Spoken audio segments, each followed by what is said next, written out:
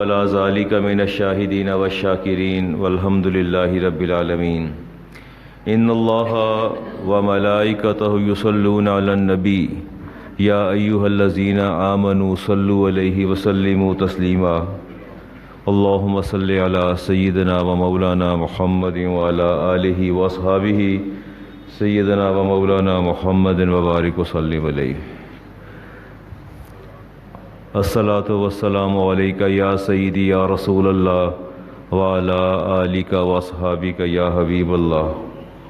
مولا صلی وسلم دائما ابدا علی حبیبک خیر الخلق کلہم هو الحبیب الذی ترجى شفاعته لكل حول من الاحوال مقتحم. یا ربی بالمصطفى بلغ مقاصدنا واغفر لنا ما مضى يا واسع الكرم.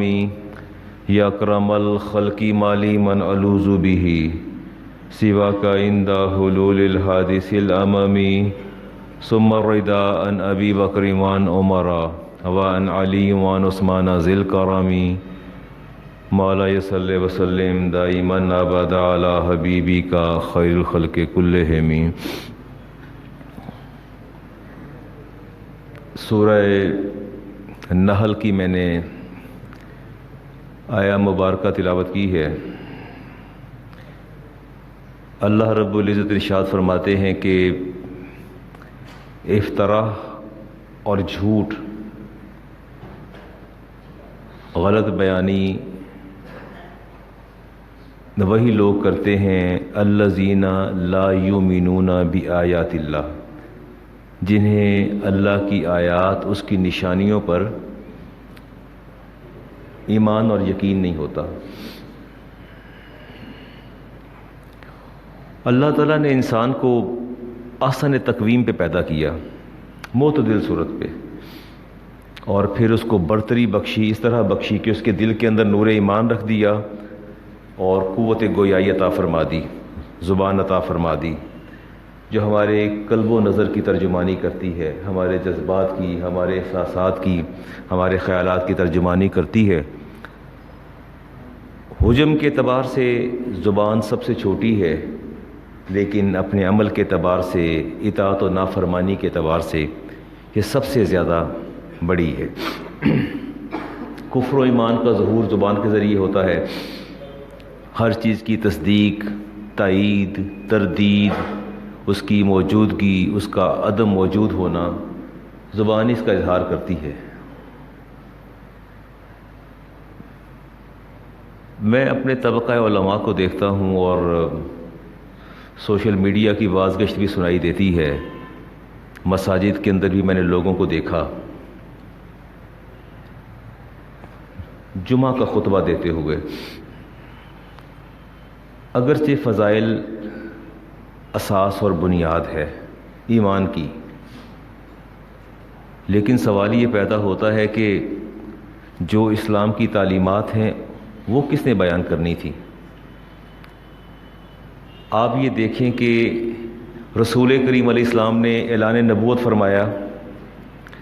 آپ یہ بتا دیجئے کہ اسلام کی خشت اول کیا ہے؟ خشت اول، پہلی اینٹ کیا ہے؟ وہ یہ ہے کہ لوگوں، اگر میں یہ کہوں کہ پہاڑ کے پیچھے لشکر آ رہا ہے تو مانو گے؟ انہوں نے کہا کہ وہ نہیں مانیں گے، اس لیے کہ آپ صادق ہیں. ایسا ہے نا؟ ایمان کی، اسلام کی خشت اول اور بنیاد، اساس جو ہے وہ ہے صداقت اور سچائی، اور تو کچھ نہیں نا. انہوں نے کہا جی آپ نے فرما دیا تو 100% یقین ہے کہ لشکر آ رہا ہے. تو گویا آپ نے اسلام کے کسر رفیہ کی خشت اول صداقت اس کو قرار دیا. اب آپ تھوڑا سا ہلکا سا جائزہ لے لیں، اپنا جائزہ لے لیں. آپ کا ہیڈ آف دی اسٹیٹ کا جو ہیڈ ہے، آپ کا ہیڈ آف دا اسٹیٹ، وہ سب سے کلیدی عہدے پر ہے. کوئی اینی ہاؤ ڈزنٹ میٹر، مجھے کوئی چیزوں کو پولیٹیسائز نہیں کرنا. آپ ہیڈ آف دا اسٹیٹ سے لے لیں، نیچے اترتے چلے جائیں. اپنے پارلیمنٹیرینز دیکھیں، اپنے سینیٹرز دیکھیں، اپنے member of provincial assemblies, national assemblies, نیچے منسٹرز کی طرف آتے چلے جائیں، بیوروکریسی کی طرف آتے چلے جائیں، اوپر سے آئیں نیچے آتے چلے جائیں، جھوٹ جھوٹ جھوٹ، اتنا تعفن پھیل گیا کہ اہل ایمان کا سانس لینا مشکل ہو گیا۔ اگلی کسر پوری کی میڈیا نے، پرنٹ میڈیا نے اور الیکٹرانک میڈیا نے، انہوں نے حد ہی کراس کر دی۔ 92 channel that is against the government, Bol channel against the government, Geo pro government. دیکھتے چلے جائیے، ریٹنگ جھوٹ بولے چلے جا رہے ہیں، جھوٹ بولے چلے جا رہے ہیں، کہاں کہاں سے عیب اور نقائص نکال کے لا کے چینل آپ کھول لیں، اینکرز جھوٹ بولے چلے جا رہے ہیں۔ جہاں آپ دیکھتے چلے جائیں، اخبار کو دیکھیں، جنگ پڑھیں، that is pro government newspaper, اس کو پڑھ لیں، نوائے وقت کو دیکھیں، کسی اور کو دیکھیں، ان کو اینالائز کرتے چلے جائیں۔ آپ دیکھتے چلے جائیں کہ یہ چیزیں اظہر من الشمس ہیں، کوئی اس میں ایسی دوسری رائے نہیں ہے۔ کسی حالت میں آپ چلے جائیں، عدلیہ چیخے چلائے چلی جا رہی ہے، کسی کو پرواہ ہی نہیں ہے۔ معاشرے میں اس طرح پینیٹریٹ کر گیا جھوٹ، چھوٹا بچہ بھی جھوٹ بول کے فخر محسوس کرتا ہے، بڑے تو اپنا ترا امتیاز سمجھتے ہیں نا، سارے جھوٹ بولے چلے جا رہے ہیں، سب لگاتار، کسی کو پرواہ نہیں ہے۔ بڑے ہوں چھوٹے ہوں، پولیٹیکل پرسنالٹیز ہوں، کہیں بھی آپ دیکھ لیجئے، مذہبی طبقے کو دیکھیں، یہ سب کا باپ ہے مذہبی طبقہ، یہ سب کے باپ ہیں، یہ شور مچائے چلے جا رہے ہیں، پروگرام کیے چلے جا رہے ہیں۔ ایک پروگرام کرنا ہے، 50 لوگوں کو انوالو کرنا ہے، اس سے بھی کھانا لے لیا، اس سے بھی کھانا لے لیا، اس سے بھی اشتہار کے پیسے لے لیے، اس سے بھی، جس کا جہاں داؤ لگتا ہے، جس کا جہاں داؤ لگتا ہے وہ خرابی کرنے سے جو ہے وہ باز نہیں آتا، جھوٹ بولے چلے جا رہے ہیں سارے۔ But exception is always there, استثناء تو موجود ہے۔ یہ نہیں کہ خدا نخواستہ پورا معاشرہ جو ہے اس کی لپیٹ میں آ گیا، لیکن معاشرے کا کثیر حصہ اس کی لپیٹ میں آ گیا۔ اور پھر مزے کی بات ہے کہ جھوٹ بولنے کے بعد جو لذت محسوس ہوتی ہے، ایک جو راحت محسوس ہوتی ہے، اور اس کے بعد ہم زیادہ توانا محسوس کرتے ہیں، جھوٹ بولنے کے بعد زیادہ توانا محسوس ہوتے ہیں، اپنے موقف کو سچ ثابت کرنے میں جو ہے ہم کامیاب ہو جاتے ہیں۔ میں بات کروں گا غلط بیانی کی۔ ہوا اصل میں یہ ہے کہ میں نے آپ کو فضائل صدیق اکبر بھی سنائے، خلفائے راشدین بھی سنائے، اہل بیت اطہار بھی سنائے، میں نے ایام مشاہیر پر بھی تقاریر کی، سارا کچھ کرتا چلا گیا، لیکن میں نے آپ کو کبھی یہ نہیں بتایا کہ اللہ کے بندو سچائی کو اپنا شعار بناؤ، اپنی تجارت، اپنا کاروبار، اپنے معاملات، یہ بات میں نہیں کرتا۔ اصل میں بات میں کیسے کروں؟ یہ میں بات کرتا ہوں تو نہ تو آپ نعرہ لگاتے ہیں، نہ آپ میری تعریف و توصیف کرتے ہیں، نہ آپ مجھ سے خوش ہوتے ہیں۔ مجھے اللہ اور اس کے رسول کی رضا سے زیادہ آپ کی چاہت مطلوب ہے۔ اگر مجھے رب کی رضا مطلوب ہوتی تو میں ڈے بائی ڈے آپ کو جب بھی وقت آتا تو آپ کو سیدھی بات کہتا کہ اللہ کے بندو احتیاط کرو، اللہ کے بندو بچو ان چیزوں سے۔ تاجر یا آپ کا کاروباری طبقہ، وہ تو صبح اٹھتے ساتھ ہی جھوٹ کے ہار گلے میں پہن کے نکل کھڑا ہوتا ہے، کوئی ہو، سب کا یہی حال ہے۔ مجھے آج شکایت کی میرے ایک استاد نے کہ علامہ صاحب وہ آپ نے کل ایکسپلینیشن کال کی ہے تو آپ نے ہماری عزت کا خیال نہیں رکھا۔ وہ ایکسپلینیشن جو آپ نے کال کی اس میں آپ نے ایک بچے کے ہاتھ بھیجا، اس سے ہمارا وقار مجروح ہو گیا۔ میں نے کہا میں نے نہیں بھیجا، میں نے اپنے اہلکار سے کہا تھا، میں نے لیٹر سائن کیا اور کرنے کے بعد یہ ذمہ داری سٹاف کی تھی کہ وہ آپ کو پہنچاتا۔ میں نے سٹاف کے لوگوں کو بلایا، میں نے کہا آپ نے ایسا کیوں کیا؟ انہوں نے کہا جی ہم مصروف تھے تو ہم نے بچے کے ہاتھ بھیجا۔ انہوں نے کہا ہمارا وقار مجروح ہو گیا۔ تو میں نے کہا بات یہ ہے کہ جو کچھ غفلت کے مرتکب آپ ہوئے تب وقار مجروح نہیں ہوتا۔ بڑی عجیب سی بات ہے نا، یہ بڑی عجیب سی بات ہے۔ وہ مجھے ہوتا ہمارا مزاج ایسا ہے کہ غلطی کرتے ہیں، کوئی بتا دے کہ مولانا نے غلطی کی ہے تو اس پر غصہ آتا ہے کہ اس نے بتایا کیوں ہے۔ یہ نہیں احساس ہوتا کہ یار میں نے کیا کیوں ہے، یہ ریئلائز کرتے ہیں کہ یار اس نے ایسی بات کیوں کی ہے۔ ہمارے مزاج کا حصہ بن گیا۔ اینی ہاؤ اللہ تعالیٰ ارشاد فرماتے ہیں کہ یا ایھا الذین آمنوا اتقوا اللہ، اے ایمان والو اللہ سے ڈرو، وکونوا مع الصادقین، اور اگر رفاقت اختیار کرنی ہے، سنگت اور دوستی کرنی ہے تو کس کی کرنی ہے؟ سچے لوگوں کی۔ سچے لوگوں کی دوستی کرنی، یہ اللہ تعالیٰ کا آپ کو حکم ہے، اور خدا کر کے ہمیں سمجھ آ جائے۔ رسالت ماں ولی صاحب نے ارشاد فرمایا کہ امام ترمذی کی روایت ہے، اذا اصبح ابن آدم فإن الأعداء كلها تكفر اللسان، جب صبح ہوتی ہے تو سارے اعضاء جو ہیں زبان کے آگے ہاتھ باندھ دیتے ہیں اور اسے کہتے ہیں کہ فتقول اتق اللہ، زبان سے کہتے ہیں اے زبان اللہ سے ڈرنا، اے زبان اللہ سے ڈرنا، فینا ہمارے معاملے میں، فإنا نحن بک کہ ہم تیرے ہاتھوں گروی رکھے جا چکے ہیں، فإن استقمت استقمنا، تو زبان سیدھی رہی تو ہم سیدھے رہیں گے، وإن اعوججت، اور اگر تو ٹیڑھی ہو گئی، اعوججنا، تو ہم سارے کے سارے ٹیڑھے ہو گئے۔ ایسا ہی تو ہوتا ہے ہمارے ساتھ، سارے اعضاء، all the parts of body، سارے اعضاء صبح اٹھ کے زبان کے آگے ہاتھ چھوڑتے ہیں کہ تیری مہربانی ہے، تو سیدھی رہی تو ہم سیدھے رہیں گے، تو بگڑ گئی تو ہم بگڑ جائیں گے۔ سفیان بن عبداللہ اس حدیث کے راوی ہیں جی، امام ترمذی کی روایت ہے، عرض کرتے ہیں یا رسول اللہ صلی اللہ علیہ وسلم ما اخوف تخاف علیہ، آپ کو ہم سے کیا خوف ہے؟ ہم آپ کی امت ہے نا، آپ کو ہم سے خوف کس چیز کا ہے؟ قال النبی علیہ السلام، میرے نبی نے کیا فرمایا؟ آپ نے فاخذ بلسانی، آپ نے زبان کو باہر نکالا، اپنی زبان مبارک کو اوپر ہاتھ سے پکڑا، فرمایا فاخذ بلسانی نفسہ وقال ھذا، مجھے اپنی امت سے زبان کا زیادہ خوف ہے، مجھے اپنی امت سے زبان کا زیادہ خوف ہے۔ زبانیں ہماری کہاں کنٹرول ہوتی ہیں، ہمارے لیے مشکل ہو جاتا ہے۔ اللہ تعالیٰ ارشاد فرماتے ہیں کہ فاولئک مع الذین انعم اللہ علیہم من النبیین والصدیقین، اللہ نے انبیاء اور صدیقین کے مابین کوئی درجہ نہیں رکھا۔ سارے یوم صدیق اکبر منائے چلے جا رہے ہیں، ہر مسجدوں سے آوازیں گونج رہی ہیں، صبح رات کو جلسہ تھا، ساتھ گھر والی مسجد کے ساتھ پروگرام تھا، 11:30 پونے 12 بج گئے، مولانا نے دھاڑ دھاڑ کے وہ قیامت صغریٰ برپا کی۔ اس سے کوئی تو جا کے پوچھے، اس کی دستار کے بند کھولے، اسے پوچھے کہ یار یہ اسپیکر کیوں آن کروایا تم نے، مسئلہ کیا تمہیں؟ چند لوگ معدودے لوگ اندر بیٹھے ہیں، تم نے سنانا تو انہیں سناؤ، تم نے پورے محلے کو پورے علاقے کو تم نے اپنی لپیٹ میں لے رکھا ہے، آپ بات کر کے دیکھیں وہ آپ کے گریبان کو پکڑیں گے۔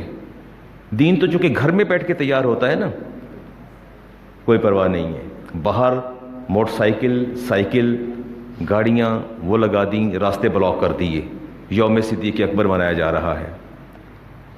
دوسرے صاحب نے صبح اٹھ کے نا وہ فجر سے پہلے پروگرام کو شروع کیا، بعد میں درود و سلام شروع کر دیا، سپیکر ساتھ ہیں، میں کتابیں کھول کے بیٹھا ہوں، میں نہیں پڑھ سکا، نہیں مجھ سے پڑھا گیا، چھپتا پھرتا کہ کہیں خاموشی مل جائے تو میں حدیث کو دیکھ لوں یا کوئی تفاسیر کو دیکھ لوں، نہیں دیکھ سکا۔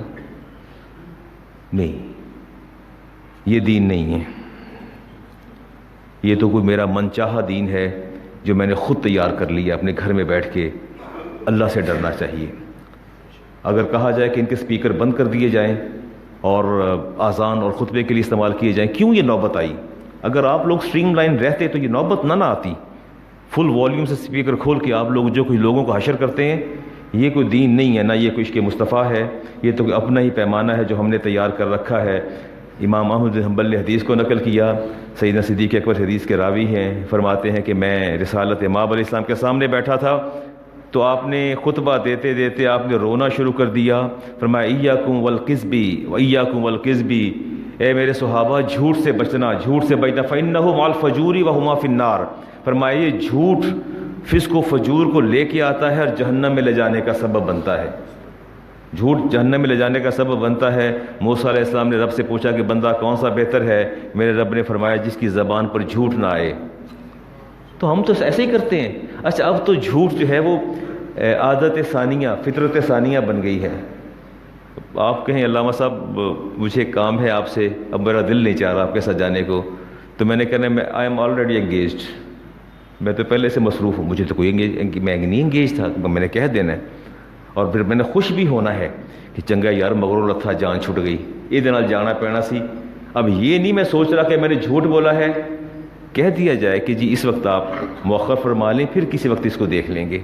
بات تو کسی بھی پیرائے میں کی جا سکتی ہے، لیکن جھوٹ بول کے جو تسکین ہونی ہے، میں نے دو جگہ کاؤنٹر کیا نا، ایک تو من کی تسکین بھی کر لی اور آپ کی نظروں میں برا نہ ہوا، لیکن اپنے رب کی نظروں میں جھوٹا قرار پایا، خیال نہیں کرتے، ہم اس بات کا احساس نہیں کرتے۔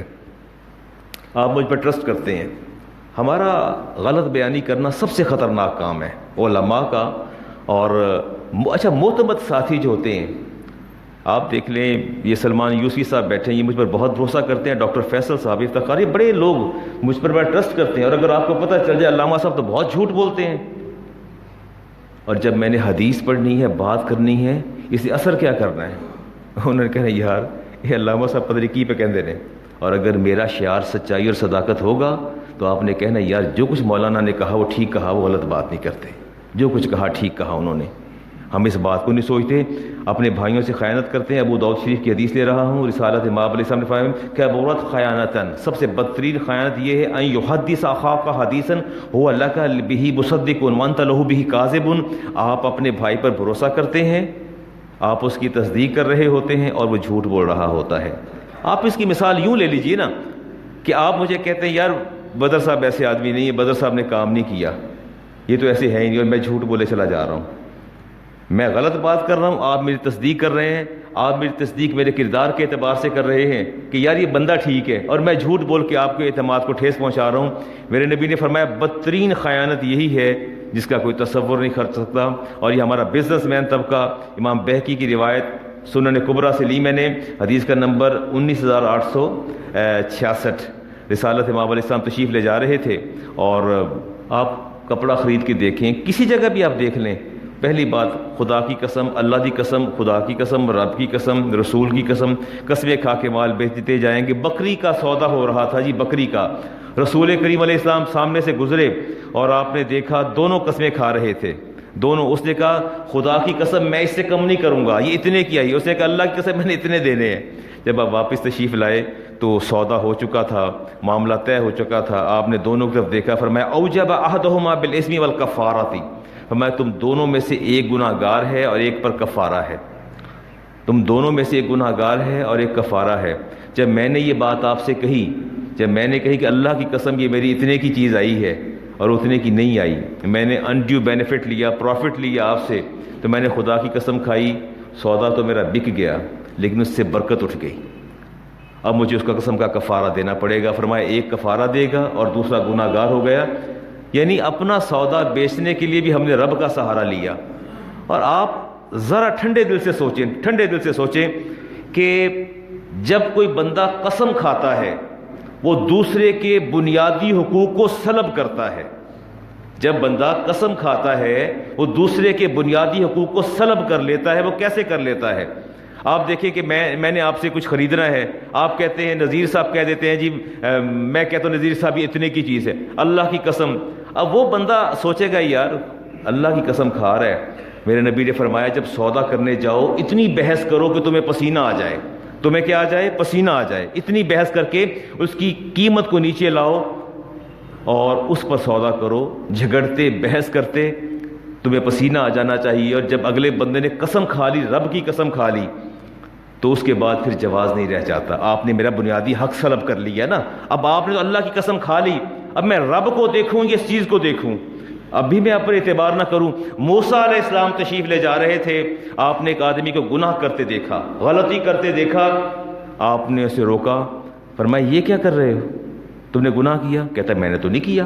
فرمایا میں نے تمہیں خود دیکھا ہے تم یہ کر رہے ہو، حدیث پاک میں آتا ہے، فرمایا میں تمہیں دیکھ رہا ہوں تم نے یہ غلطی گناہ کیا ہے۔ کہتا ہے میں نے نہیں کیا۔ فرمایا تم نے کیا ہے؟ کہتا اللہ کی قسم میں نے نہیں کیا۔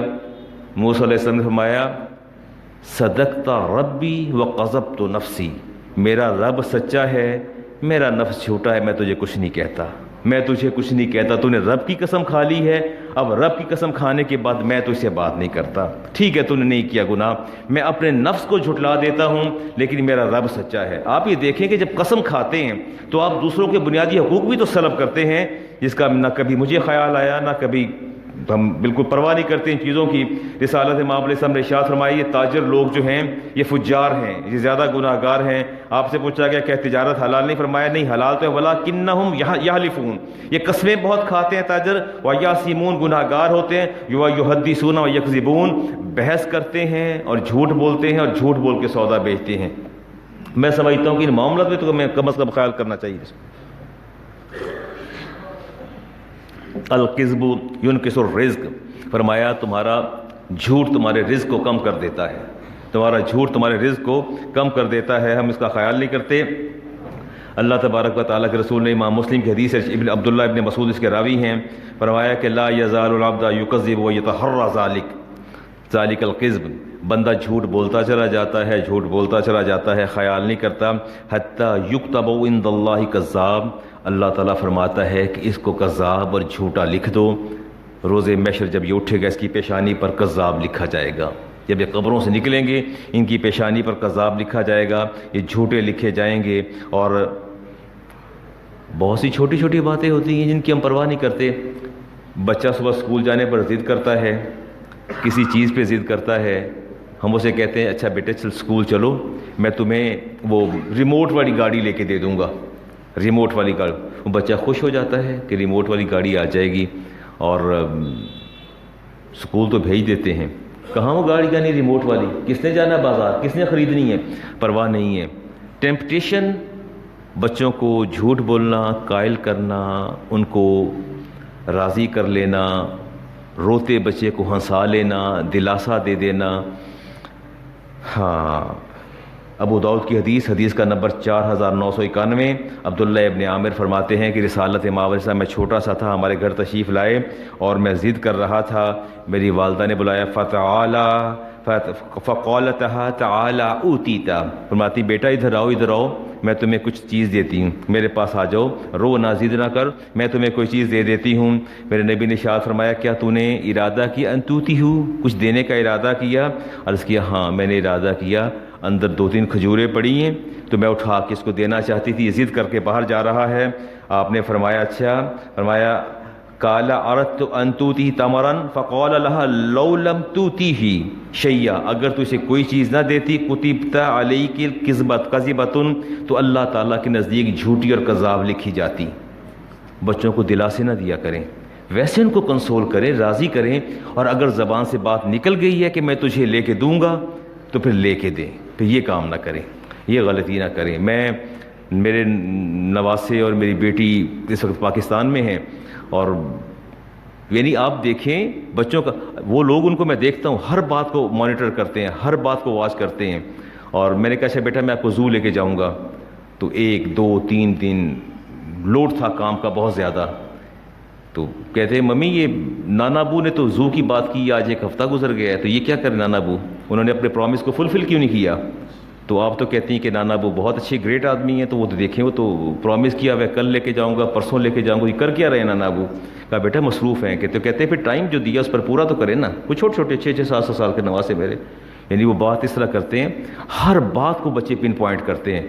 وہ 1 مہینے کے لیے تشریف لائی ہیں ہماری صاحبزادی، ہمارا پورا گھر جو ہے وہ پریشان ہے، ہر بات پہ کہتے ہیں یہ ٹھیک نہیں، it's not right, it's wrong, یعنی ہر بات پہ وہ نہیں، وہ کوئی نہ کوئی اعتراض انہیں ہوتا ہے کہ ایسا نہیں کرنا، ایسا نہیں کرنا، اور یہ نہیں کرنا۔ ہم نے بچوں کو سچ سکھایا کب ہے؟ ہم سکھانا بھی نہیں چاہتے، خود بولیں گے تو بچے سچ سیکھیں گے نا، خود بولیں گے تو بچے سچ سیکھیں گے نا، ورنہ خود تو ہم بولتے نہیں ہیں۔ رسالت ماء علیہ السلام سے پوچھا گیا، امام مالک نے اپنی موطا میں نقل کیا، احمد بن حنبل نے اس کو نقل کیا اپنی مسند میں، امام بیہقی نے شعب الایمان میں نقل کیا، صفوان بن سلیم اس کے راوی ہیں، قیلا رسول اللہ علیہ السلام یکون المومن جبانا، کیا مومن بخیل ہو سکتا ہے؟ آپ سے پوچھا گیا آپ کی امت کا مومن بخیل ہو سکتا ہے؟ آپ فقال نعم، فرمایا ہاں میرا امتی بخیل اور کنجوس ہو سکتا ہے۔ فقیل له ایکون البخیل، کیا وہ بزدل اور بخیل ہو سکتا ہے؟ فرمایا بزدل بھی ہو سکتا ہے، بخیل بھی ہو سکتا ہے۔ قال فقال نعم۔ فقیل له یکون المؤمن کذابا، کیا آپ کی امت کا کوئی امتی جھوٹا ہو سکتا ہے؟ قال لا، فرمایا نہیں جھوٹا نہیں ہو سکتا، بزدل بھی ہو سکتا ہے اور بخیل بھی ہو سکتا ہے لیکن جھوٹا نہیں ہو سکتا۔ رسالت امام عبداللہ ابن عمر حدیث کے راوی، میرے نبی نے فرمایا کہ جب بندہ جھوٹ بولتا ہے، اذا کذب العبد تباعد عنہ الملک المیلا، جب بندہ جھوٹ بولتا ہے اس کی جھوٹ سے اتنی بدبو آتی ہے، بدبو پھیلتی ہے، جو فرشتے اس کے قریب آتے ہیں وہ میلوں دور چلے جاتے ہیں اور اس کے قریب نہیں آتے فرشتے۔ اچھا، یہ ٹیلی ویژن پہ پروگرام ٹیلی کاسٹ ہوتے ہیں، اس میں آپ نے دیکھا بہت پہلے مجھے اتفاق ہوا، ڈفرینٹ پروگرامز ہیں، اب مجھے نام نہیں آتے، میں ٹیلی ویژن بہت کم دیکھتا ہوں، کبھی مہینوں میں شاید میری نظر پڑ جائے، وقت نہیں ہوتا میرے پاس، لیکن ٹیلی ویژن پر ایسے پروگرام بھی ٹیلی کاسٹ ہوتے ہیں جن کا مقصد جو ہے مزاح پیدا کرنا، لوگوں کو ہنسانا.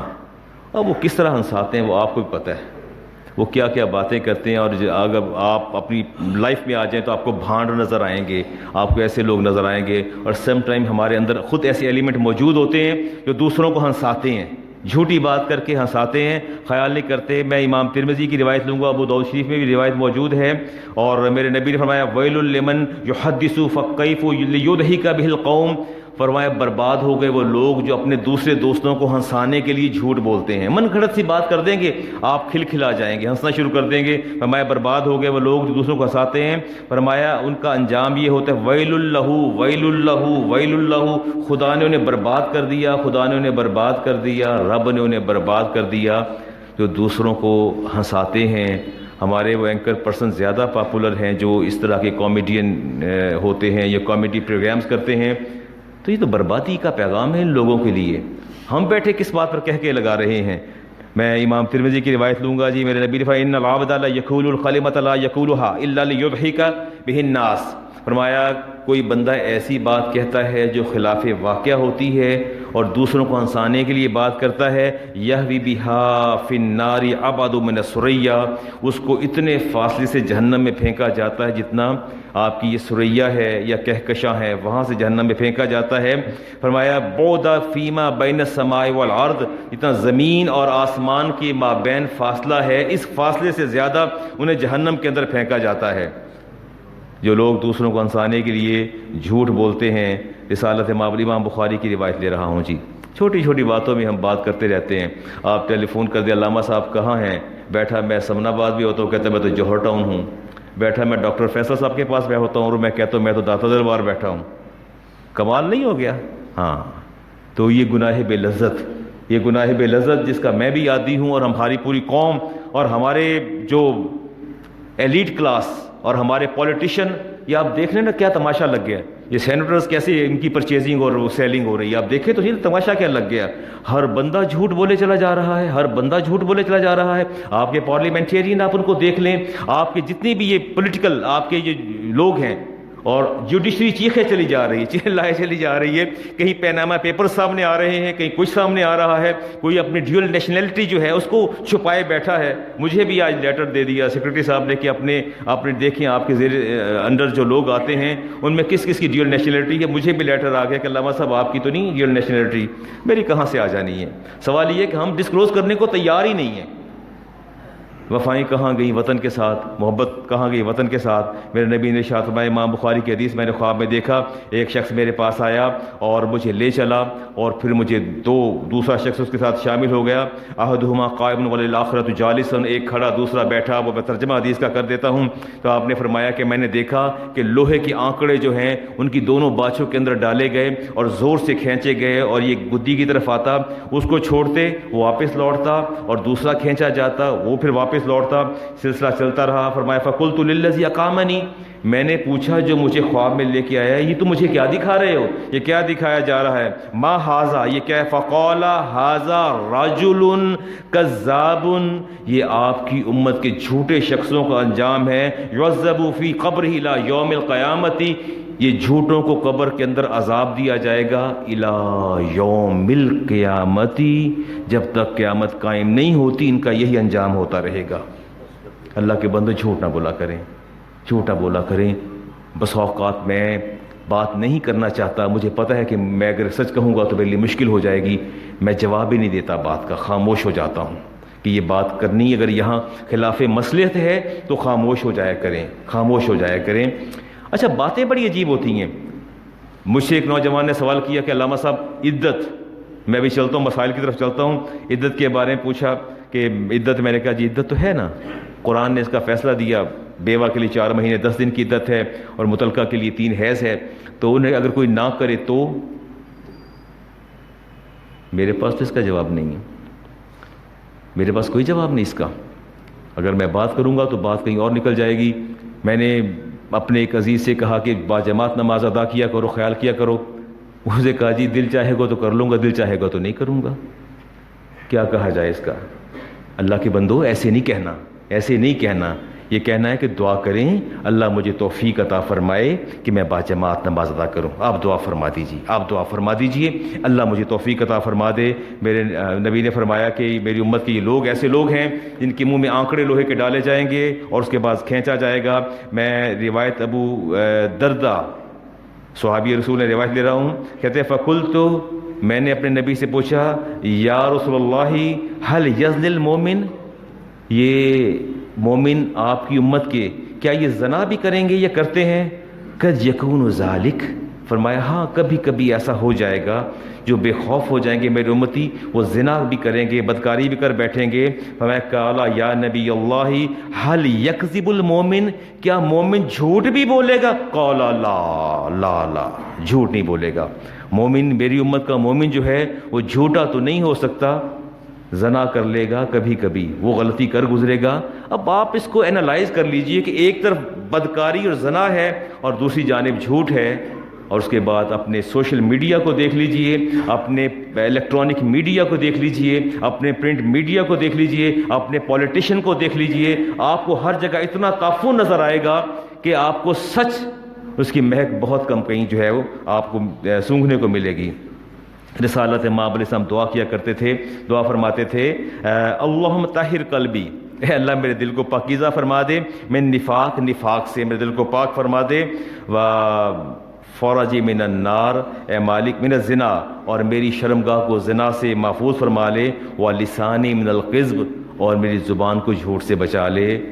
یہ دعا ہمارے لیے ہے, یہ دعا ہمارے لیے ہے, نبی کے لیے دعا نہیں ہے. یہ آپ نے دعا مانگی, میرے اور آپ کے لیے دعا مانگی ہے کہ یا اللہ ہماری زبان کو جھوٹ سے بچا لے, ہماری شرمگاہوں کو زنا سے بچا لے, اور ہمارے دلوں کو نفاق سے پاک کر دے. ہم دیکھتے نہیں, سوچتے نہیں. اچھا, میں پتہ نہیں وہ میرا بھانجا کہاں چلا گیا, اس کو میں نے ریسنٹلی کہیں, میں نے ایک بہت بڑی آپ کے یہ بزنس ٹائکون ہے اور ان کی چین ہے پوری کالجز کی, وہاں میں نے جاب کے لیے بھیجا.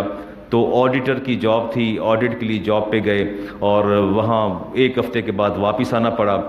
اب وہ جو ان کے سینئر آفیسر تھے آڈیٹر, انہوں نے پہلے ان کو ڈائریکشن یہ دی کہ ہم نے جہاں آڈٹ کرنے جانا ہے ان سے ہم نے کچھ کھانا نہیں ہے, وہ رکھیں گے, اس کو دیکھنا بھی نہیں ہے, اس کو چکھنا بھی نہیں ہے.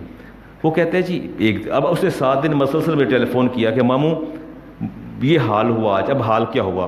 ناشتہ اپنا کر کے نکلتے ہوٹل سے, نکلنے کے بعد وہاں کالج کو وزٹ کرتے, اور وزٹ کرنے کے بعد 10-11 بجتے وہ چائے آ جاتی, سموسے بسکٹ آ جاتے. تو کہتے ہیں بالکل نہیں, ہاتھ نہیں لگانا, بالکل اس کو دیکھنا بھی نہیں ہے.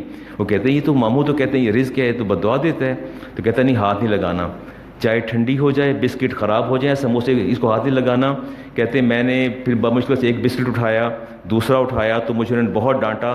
آدھا سموسہ کھایا کہ تم نے ہاتھ کیوں لگایا ہے اس کو. وہ منتیں کرتے کہ جی کچھ تو لے لیں, آپ سارا دن آپ کام کرتے ہیں. انہوں نے کہا نہیں, اس کو بالکل نہیں کھانا, بالکل ہاتھ نہیں لگانا. 1 دن روکا, 2 دن روکا, 3 دن روکا, اور اس کے بعد میں نے کہا میری سے ذرا بات تو کرواؤ نا. کہتے ہیں ان کی کوئی چیز نہیں کھانی, وہ سامنے سامان رکھا رہتا, کہتا ہے ویسے اٹھوا دو. اسے بھوک لگی ہوتی, جوان بچہ ہے, اسے کھایا, 1 دن کھایا, 2 دن تھوڑا چکھا. انہوں نے اس کی کلاس دی کہ تو نے یہ حرکت نہیں کرنی, بالکل ان سے کچھ نہیں کھانا. ہم شام کو جائیں گے, وائٹ میٹ کھائیں گے, کڑھائی کھائیں گے, چکن کھائیں گے, سارا دن بھوکے بیٹھے رہو. یہ درست نہیں ہے طریقہ کار. آئیے حدیث دیکھتے ہیں. اللہ کے بندو, یہ مہمان نوازی کے تقاضے کہاں چلے گئے؟ گھر میں بیٹھ کے بیوی کے ساتھ ڈائننگ ٹیبل پہ بیٹھ کے دین کو جو ہے تم تیار کرتے ہو اور اس کی امپلیمنٹیشن کرتے ہو. میں نے کہا بیٹا میری بات کرواؤ اس سے, اپنے سینئر آفیسر سے, اس سے میں پوچھوں کہ تم دین کہاں سے لے کے آ گئے ہو. آپ کے گھر میں جاتا ہوں, اچھا میری تو عادت ہے, آپ مجھے بلا کے دیکھ لیں, میں نے کھانا ہے تو میں کہہ دوں گا ہاں مجھے طلب ہے, نہیں تو کہوں گا مجھے طلب نہیں, مجھے طلب نہیں ہے. رسالت ماں علیہ السلام نے ارشاد فرمایا, جب آپ کا نکاح ہوا, شب زفاف تھی, صدیقہ کائنات کے ساتھ, آپ کی سہیلیاں آپ کو تیار کر رہی تھی, آپ کے ہاتھ میں دودھ کا پیالہ تھا. حدیث احمد بن حنبل کی, اسما بنت امیس اس کی راویہ ہیں. میرے نبی نے فرمایا فقلنا اللہ, آپ نے فرمایا اپنی سالی کہہ لیں, ان کی جو اپنا ہمشیرہ تھی, آپ نے انہیں فرمایا کہ یہ میرے پاس دودھ کا پیالہ ہے تو کیا پئیں گی؟ فقلنا لا نشتہی, اے اللہ کے رسول مجھے بھوک نہیں ہے, مجھے بھوک نہیں ہے, مجھے طلب نہیں ہے. اور کیا فرماتی ہیں؟ فرمایا فقال النبی علیہ السلام لا تجمعنا جوعا وقذبا, فرمایا اسما جھوٹ اور بھوک کو اکٹھا نہیں کرتے, جھوٹ اور بھوک کو اکٹھا نہیں کرتے, یہ کام نہ کرو, یہ کام نہ کرو. اللہ کے رسول کے علم میں ہے کہ آپ کو طلب اور خواہش ہے. آپ نے فرمایا کہ ہم میں سے کسی کو طلب ہو, خواہش ہو, تو اس کا انکار کر دینا، جھوٹ بولنا، جھوٹ اور بھوک کو اکٹھا کرنا، یہ قطعاً درست نہیں۔ اَيُعَدُّ ذَلِكَ قَذْبًا، فرتی میں نے پوچھا کیا اس کو بھی اللہ جھوٹ میں شمار کر لے گا؟ اس بچے کو یہ بھی سکھایا کہ جب وہ کہیں چائے پینی ہے، کہہ رہا نہیں مجھے کوئی طلب نہیں ہے، یہ بسکٹ نہیں نہیں نہیں مجھے بالکل بھوک نہیں ہے، میں بالکل سیر ہوں، میں بالکل فل ہوں، مجھے کچھ نہیں لینا۔ ساتھ یہ سبق بھی پڑھایا کہ جھوٹ بھی ساتھ بولنا ہے، کھانا بھی نہیں ہے، اس کی رزق کی بے قدری بھی کرنی ہے، اور جھوٹ بھی ساتھ بولنا ہے کہ کوئی مجھے تو طلب بالکل نہیں، اور وہیں مرتے سڑتے رہنا ہے شام تک، شام کو باہر نکلنا ہے، دکانوں کی خاک چھان کے کھانا ہے۔ اور آپ سے پوچھا اَيُعَدُّ ذَلِكَ قَذْبًا، کیا اللہ ان کو بھی جھوٹ میں شمار کرے گا؟ فرمایا ان القاذب لا یکتب قاذبا حتی تکتب القذیبۃ قذیبۃ، فرمایا تمہاری چھوٹی چھوٹی باتیں، چھوٹے چھوٹے جھوٹ بھی اللہ تعالیٰ تمہارے نامہ اعمال میں لکھے گا۔ اچھا ایک تو وعدہ کریں، کسی کے گھر تشریف لے جائیں اور یہ نہ کہیں کہ جی مجھے بھوک نہیں، طلب ہے تو ضرور لے لیں، طلب ہے تو لے لیں، اپنی کیپیسٹی کو دیکھ لیں اور اس پر جو ہے وہ آپ جتنا لینا چاہیں لے سکیں، اگر نہیں طلب تو کہیں نہیں۔ مجھے کولڈ ڈرنک دیا، میں کہتے میں ڈائبٹک کو میں کولڈ ڈرنک نہیں لوں گا، آپ مجھے چائے کا کپ دے دیں، شوگر فری چائے دے دیں، تو کیا اس میں کیا مذائقہ ہے؟ میں نے 2 جگہ ایسی بات کی ساتھ تھا اپنی فیملی کے، تو بہت ناراض ہو گئے کہ جتھے جاندے ہو تھے منگن لگ پہندے ہو، چپ کر کے بیٹھے کرو، تمہیں خیال نہیں آتا۔ میں خیال کروں؟ میں نہیں خیال کرتا۔ لا کے میرے سامنے جوس رکھ رہے ہیں تو وہ اذیت سے بہتر نہیں کہ میں ان سے ریکویسٹ کر دوں کہ اگر چائے کی گنجائش ہے تو دے دیں، نہیں تو کوئی ایسی طلب نہیں۔ ہم نے اپنے کرائٹیریا، اپنا ایک پیمانہ بنا رکھا ہے کہ دین ہمارا ہے، سب کچھ ہمارا ہے۔ چلیں اینی ہاؤ، اب بات کو لے کے چلتے ہیں جی۔ مبالغہ جو ہے یہ حد سے زیادہ کسی طور درست نہیں ہوتا۔ 2 باتیں مجھے آپ سے کرنی ہے۔ پہلے میرا خیال ہے نکاح کی بات نہ کر لوں میں آپ سے، نکاح کی بات زیادہ ضروری ہے، پہلے وہ کر لیتا ہوں جی آپ کے ساتھ۔ ہائے ہائے، مہندیاں کریں گے، شادی پہ لاکھوں لگا دیں گے، سارا کچھ کریں گے، کر گزریں گے، مہندی ہے، یہ مایوں ہے، یہ کھانا، سارے پاپڑ بیل لیں گے، سارے پاپڑ بیل لیں گے، خرچہ کرتے چلے جائیں گے، اور جب نکاح کی باری آئے گی تو کوشش کریں گے کہ کسی ایسے مولوی کو ڈھونڈو جو سب سے تھکڑ اور سوائے جماعت کے اور کچھ نہ کروا سکتا ہو، جس کو دین کا کچھ پتہ نہ ہو، اس کو ڈھونڈ کے لے آئیں گے اور 1500 2000 دے کے جان چھڑا لیں گے، اور پھر بڑے فخر بھی محسوس کرتے ہیں بہت زیادہ۔ 2-3 دائیں بائیں سے آ جائیں گے اور وہ کہیں گے ادھر یار میں مولوی صاحب میں فارغ کرنا وا، یا پڑھو مولوی صاحب 2000 روپیہ، اور پھر جا کے فخر سے بتایا کہ انہیں 5 لینا سی میں 2 دیتا جی، ویکھو تھوڑی کنی بچت کروائی ہے، تو بڑے خوش بھی ہو جاتے ہیں نا۔ ساتھ یہ بھی کرتے ہیں اللہ کے بندو نہ اپنی قبریں انگاروں سے بھرو، آپ کو پتہ ہی نہیں کہ کتنا سینسٹیو اور حساس ایشو ہے یہ نکاح، اور کتنا یہ موت کے لیے بھی پرواہ نہیں کرتے کہ کس سے جنازہ پڑھوانا ہے کس سے نہیں پڑھوانا۔ نکاح کے معاملے میں خیال کیا کریں، بالخصوص اس کے اندر ایسی شکیں اور چیزیں موجود ہیں جس کا مجھے رات سوال آیا 10:30 بجے، ہمارے ساتھی جمعہ پڑھتے ہیں یہاں، 10:30 بجے ٹیلی فون کیا، علامہ صاحب آپ نے اس چیز کی وضاحت کرنی ہے کر دیں۔ میں نے مسئلہ بتا دیا، آج ہی نکاح ہے جمعے کے بعد، ایک شک کے کلوز ہے اس کے اندر نکاح فارم کے اندر، جس میں لکھا ہے کیا شوہر نے بیوی کو طلاق کا حق تفویض کیا یا نہ کیا۔ اب یہ نوجوان لڑکے جو بے نکاح بیٹھے ہیں، مجھے نہیں پتا کون کون نکاح کر چکا ہے، شادی شدہ کون، لیکن ایک کثیر تعداد نوجوانوں کی یہاں موجود ہے۔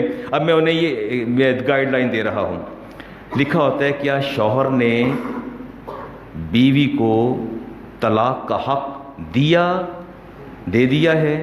اب کچھ تو علماء کراس لگا دیتے ہیں، یس اور نو دونوں نہیں لکھتے۔ رات انہوں نے کہا کہ علامہ صاحب نکاح فارم فل کر لیا ہے، نکاح فارم پہ لکھ دیا ہے کہ جی طلاق کا حق دے دیا۔ تو میں نے کہا لڑکی نے مانگا ہے۔ اچھا اب مزے کی بات آپ سنیں، سب سے مزے کی بات ہے، میں فارم فل کر رہا ہوں یہاں بیٹھا، ایک شک آگے، شک 18 ہے، کلوز 18، اس پر لکھا ہے کیا طلاق کا حق دے دیا۔ میں لکھوں گا یس یا نہیں لکھ دوں گا یا ہاں لکھ دوں گا۔ آپ مجھے ایک بات تو بتائیں، طلاق کا حق تو اس وقت ہوگا جب نکاح ہوگا، نہیں سمجھ نہیں آ رہی بات کی۔ ایک لڑکے کا آپ نے نکاح نہیں کیا، وہ طلاق کا کیسے دے رہا ہے؟ نکاح ہوگا تو طلاق کا حق اس کے پاس کسی کو دے گا نا۔ ایک بندے کا نکاح منعقد ہی نہیں ہوا، ابھی فارم فل ہو رہے ہیں، اور طلاق کا کیسے دے دیا؟ پہلے نکاح ہوگا، پہلے کیا ہوگا؟ پھر وہ مالک بنے گا نکاح کا اور بیوی کا، پھر طلاق کا تفویض کرے گا۔ یہ تو پہلے سے لکھ دیتے ہیں، یس اور نو پہلے لکھ دیں گے۔ میں کہتا ہوں یار مجھے اتنا تو بتا دو کہ نکاح ہوا ہے، ایک بچے کا آپ نے نکاح بھی پڑھایا ہی نہیں ہے اور لکھ رہے ہیں طلاق کا حق دے دیا۔ اس کے پاس حق ہے طلاق دینے کو، وہ تو اس کی بیوی نہیں ہے، اس کا تو نکاح نہیں ہوا۔ پہلے نکاح منعقد ہوگا، نکاح منعقد ہونے کے بعد اس کے بعد لڑکی تقاضا کرے، سسرال والے تقاضا کریں کہ آپ نے نکاح کا تفویض کرنا ہے، تو لڑکے سے کہا جائے گا آپ طلاق کا حق دیتے ہیں، وہ تقاضا کر رہے ہیں، آپ نے بیوی کو تفویض کرنا ہے۔ پھر وہ لڑکا بتائے گا کہ جو حق مجھے رب نے اب دے دیا، اب نکاح کے بعد دیا ہے، وہ میں دیتا ہوں یا نہیں دیتا، اب وہ بتائے گا۔ اب اس میں ایک اور باریک شک موجود ہے، اگر اس نے کہا جی ہاں تو جی ہاں اس نے لکھ دیا، طلاق کا حق دے دیا، اب وہ طلاق کا حق اس مجلس تک ہے، جو ہی مجلس ختم ہوگی حق بھی ختم ہو جائے گا، اس کے لفظ لکھنا پڑے گا مطلقاً میں نے اپنی بیوی کو طلاق کا حق دے دیا، جب چاہے گی اختیار کر لے گی، جب چاہے گی اختیار کر لے گی۔ اللہ تبارک و تعالیٰ نے اس کے فیصلے میرے رب کے بڑے خوبصورت، میرے نبی کے فیصلے بہت حسین۔ اللہ تعالیٰ نے طلاق کی گرہ، عقد کی گرہ جو ہے مرد کے ہاتھ میں تھما دی ہے۔ مرد کمپیریٹیولی حوصلے والا ہوتا ہے، سمجھ بوجھ کا مالک ہوتا ہے، عورتیں نسبتاً جذباتی ہوتی ہیں۔ اگر رب یہ طلاق کا حق عورتوں کو تفویض کر دیتا تو میرا خیال ہے بہت ہی کم گھر آباد ہوتے، آج سب اجڑ کے بیٹھے ہوتے۔ جذباتی ہوتی ہیں، سوچتی نہیں ہیں، جلد قدم اٹھا لیتی ہیں۔ لیکن میرے نبی نے اور میرے رب نے جو حق دیا وہ مرد کو دیا کہ مرد اگر دینا ہے حق تو پھر مطلقاً لکھنا پڑے گا۔ یا دوسری بات اس کے اندر جو کلمات آتے ہیں ہماری حدیث کے اندر، اختاری، وہ کہے گا کہ میں نے تجھے اختیار دیا، وہ کہے گی اخترت نفسی، میں نے یہ اختیار اپنے نفس کے لیے قبول کر لیا۔ جب اس نے کہنا ہے میں نے قبول کر لیا، طلاق بائن واقع ہو جائے گی۔ اچھا یہ بات یاد رکھیں، اب طلاق اگر ہوگی تو کون سی ہوگی؟ طلاق کی 3 قسمیں ہیں، اس میں طلاق مغلظہ ہوگی یا بائن ہوگی یا طلاق رجعی ہوگی۔ اس میں طلاق بائن ہوگی، اگر وہ بیوی کو حق دیتا ہے، بیوی کہتی اخترت نفسی، میں نے یہ حق قبول کر لیا ہے، طلاق بائن ہو جائے گی، دونوں الگ الگ ہو جائیں گے۔ اب وہ رجوع نہیں کر سکتے، اب وہ کیا کریں گے؟ اب وہ عقد ثانی کریں گے، دوبارہ نکاح کریں گے، دوبارہ مہر مقرر ہوگا۔ لیکن میں کہتا ہوں آپ کو مسئلہ کیا ہے؟ اپنے ہاتھ کاٹ کے بیوی کو پکڑا رہے ہیں، آپ کو مسئلہ کیا ہے؟ گورنمنٹ بہت سی شکیں آپ کے نکاح فارم میں ایسی ہیں جو غیر شرعی ہیں، جو متصادم ہیں، ان کا کلین ہے شریعت کے ساتھ، اور ہم اختلافات کرتے چلے آ رہے ہیں، لیکن اس کے کانوں پر آئلی قوانین بنانے والوں کے کانوں پر جوں تک نہیں رنگتی۔ باہر طور یہ سلسلہ ٹھیک نہیں ہے۔ مجھے آپ سے اتنی بات کہنا ہے کہ اللہ کے بندو، اگر نکاح کا معاملہ آ جائے تو ڈھونڈ کے بری بنانی ہے تو سارا جہان چھان ماریں گے، کنسلٹنسی ختم نہیں ہوتی، تم بھی آ جاؤ، بیٹے کی بری بنانی ہے، بہو کا سامان بنانا ہے، نہ جانے کیا کیا کرتے ہیں۔ ہر جگہ ہم چوزی بھی ہوتے ہیں، سلیکٹیو بھی ہو جاتے ہیں، لیکن جب بندھن کا معاملہ آتا ہے ہم اتنے کیئرلیس کیوں ہو جاتے ہیں؟ اللہ کے بندو، نکاح کے لیے کسی مستند عالم دین کو تلاش کریں اور اس سے اپنا نکاح پڑھوائیں۔ یہ غلطی نہ کیا کریں، یہ غلطی خرابی نہ کیا کریں۔ میں چلتا ہوں جی، مبالغے کی بات کر رہا تھا، اب یہ میں نے سوال کا جواب تو دے دیا، انہوں نے فرمایا تھا کہ جواب دے دیجئے گا، میں نے دے دیا۔ مبالغہ جب حد سے بڑھ جائے تو انسان کے لیے جہنم کے راستے ہموار کر دیتا ہے۔ میں ایک شعر کی طرف آپ کی نشاندہی کر رہا ہوں، نہ کعبہ سے مطلب نہ مسجد کی چاہت۔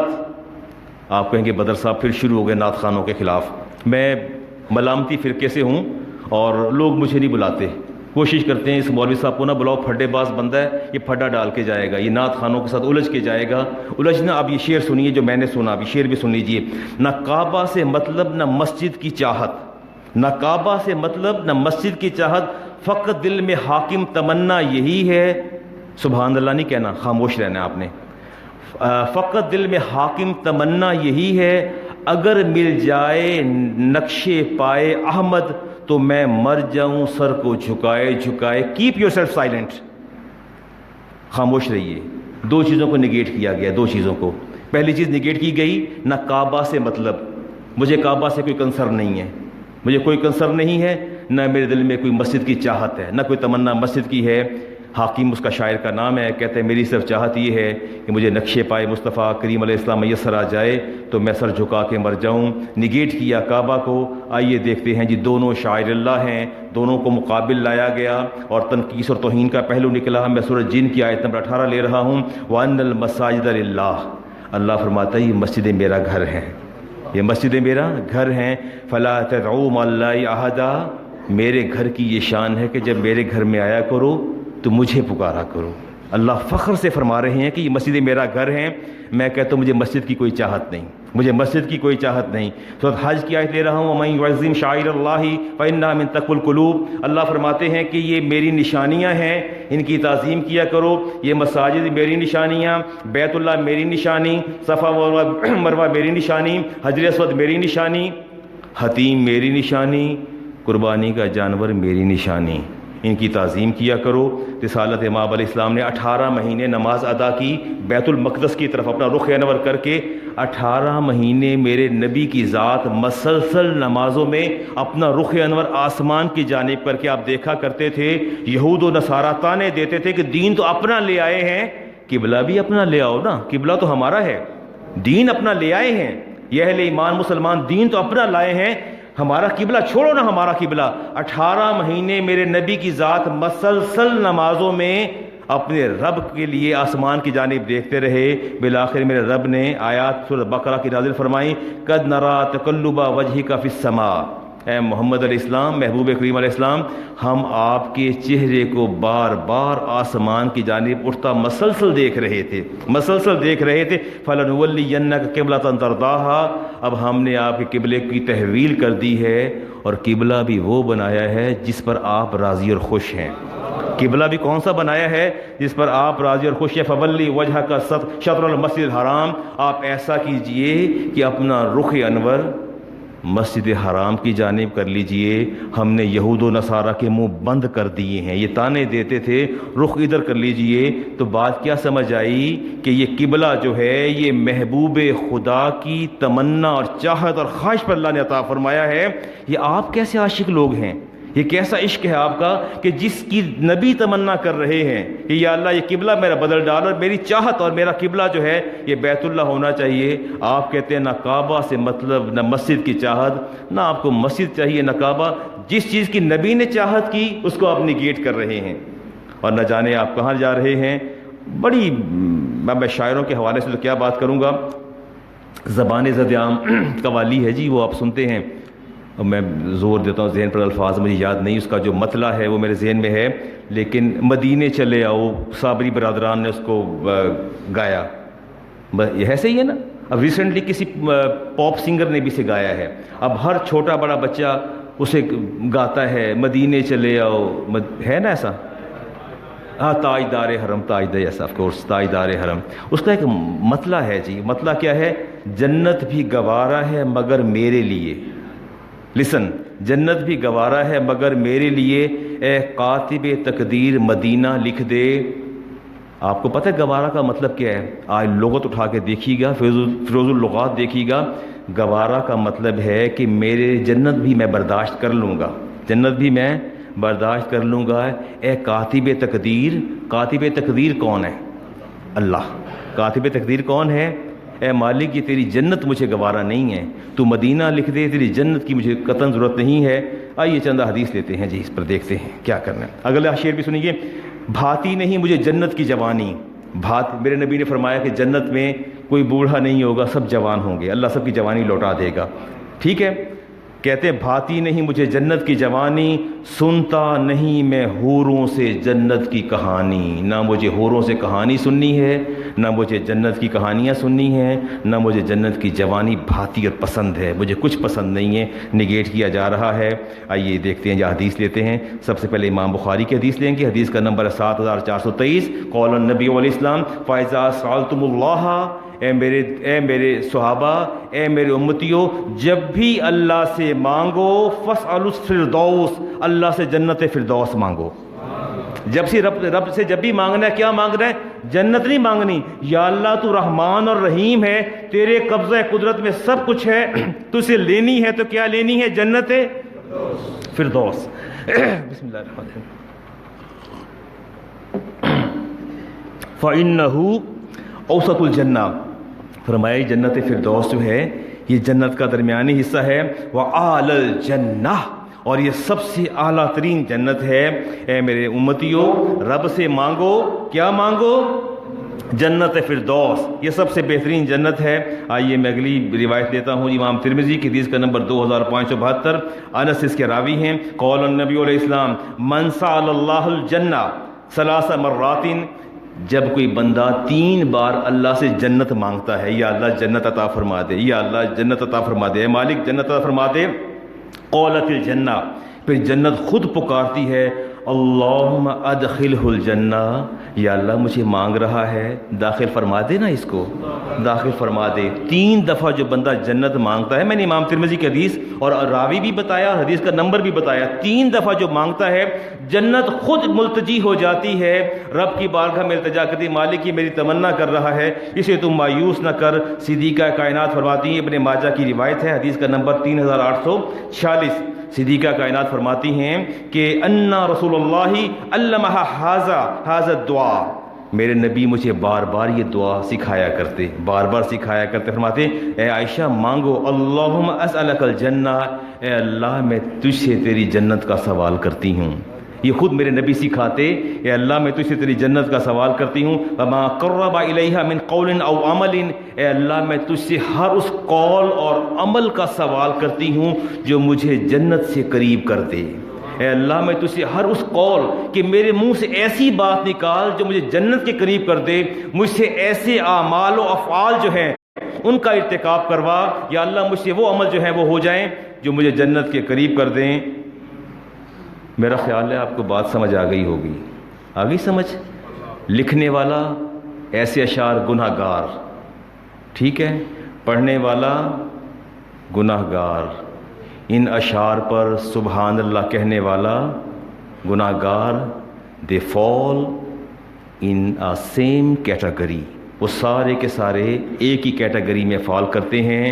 میں ایک نصیحت آپ سے کروں گا جی، ایک ہی بات میں نے آپ سے کرنی ہے، وہ بات میں نے آپ سے یہ کرنی ہے، محافل میلاد کا انعقاد ضرور کیا کریں، ضرور کیا کریں، اور 100% کیا کریں۔ ایمان کی جلا اور ایمان جو ہے اس کے تر و تازہ ہونے کی علامت اور بخشش کا ذریعہ ہے، اس میں کوئی شک نہیں ہے۔ لیکن اللہ کے بندو ایک کام کا اہتمام کر لیا کرو، جس بھی نعت خواں کو بلانا ہے that should not be professional, اس کو پروفیشنل کو نہ بلائیں۔ جو کلام آپ نے سننا ہے اعلیٰ حضرت کا، جو بھی کلام سننا ہے، پہلے پوچھ لیں جی آپ کون سا کلام پڑھیں گے، مجھے بتا دیجیے۔ اس کلام کو پہلے خود دیکھیے، یا مستند جو ہے علماء کا کلام ہو، شعراء کا کلام ہو، وہ کلاموں سے پڑھوائیے۔ یقیناً دل بھی چاہتا ہے، میں خود نعت شریف سنتا ہوں، میں خود بھی سنتا ہوں نعت شریف، اس میں کوئی نہیں، محافل میلاد میں بھی جاتا ہوں، نعت خوانوں کے پاس بیٹھتا ہوں، وہ الگ بات ہے کہ 90% جھگڑا ہو جاتا ہے، لڑ کے اٹھ کے آ جاتا ہوں۔